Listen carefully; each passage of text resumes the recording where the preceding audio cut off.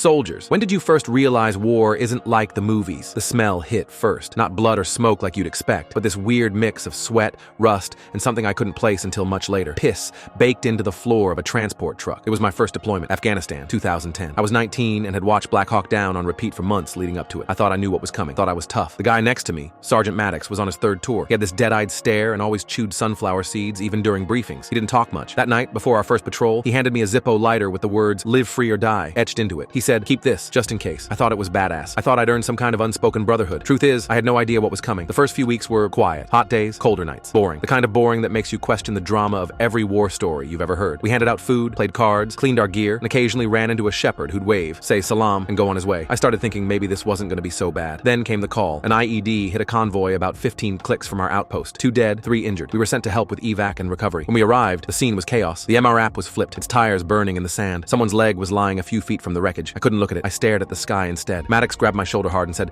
"Eyes forward, you'll see worse." He was right. A few nights later, I couldn't sleep. I kept hearing a soft squeaking noise from outside the barracks. When I stepped out, I saw Maddox sitting on a crate, lighting a cigarette with that same Zippo. His eyes were glassy. "Want to hear something funny?" he asked. I didn't answer. He told me anyway. "First tour, I shot a kid. Thought he had a weapon. It was a radio. I didn't know what to say. I just stood there. He didn't look at me, just smoked and stared into the dark. I don't sleep. I just wait for the next noise," he said. Then he handed me the Zippo again. "You'll get it soon." I did get it. 3 weeks later, we were patrolling near a village we'd been to dozens of times. Kids used to run up to us, beg for candy or water. We had this routine. Check our perimeter, smile for photos, leave a few rations. But that day, no one came out. It was quiet, too quiet. And then one of the kids, a boy, maybe 10, stepped around the corner with something in his arms. I raised my rifle. He froze. So did I. For a moment, I saw my little brother's face. Not really. Just a flicker in my mind, but it paralyzed me. Maddox pushed past me, shouting in Pashto. The kid ran, fast. Maddox chased. I didn't move. The thing in the kid's arms was a bundle of sticks, firewood. Maddox didn't shoot, thank God, but he was furious later. "You hesitated," he growled. "Don't ever do that again." I couldn't respond. I just stared at the sand and felt the acid of guilt rise in my throat. The real answer to that question, the one you asked, came 2 months later. We were ambushed. RPG hit our vehicle. Maddox was in the front. The force of the blast tore the truck open like a can of tuna. I remember the ringing in my ears, the smoke, and the wet slap of something hitting my vest. It was Maddox's hand, just his hand. That's when I realized war isn't like the movies. Not because of the violence, I expected the gore, but because the story doesn't end after the explosion. There's no orchestral swell, no slow motion hero shot, no fade to black. There's just you, picking up pieces of someone who once gave you a lighter and told you to keep it just in case, and then waking up the next day to do it again.